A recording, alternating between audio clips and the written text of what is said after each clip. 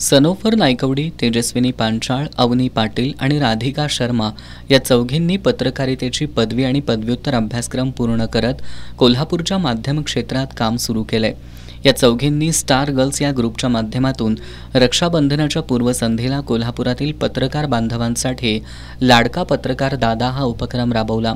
यावेळी सरोज ग्रुपच्या संस्थापक अध्यक्षा शुभांगी पोवार, चंदू काका सराफ ज्वेलर्सचे मार्केटिंग प्रतिनिधी राहुल चांदणे यांच्या प्रमुख उपस्थितीत स्टार गर्ल्स ग्रुपच्या सदस्यांनी एस न्यूजचे प्रतिनिधी विश्वास पानारी, साईनाथ जाधव यांच्यासह शेखर पाटील, महेश कांबळे, विजय केसरकर, दुर्वा दळवी, संदीप बिडकर, सचिन सावंत, जावेद तांबोळी यांच्यासह पत्रकारांना राखी बांधून सन्मानपत्र देऊन त्यांचा सन्मान केला।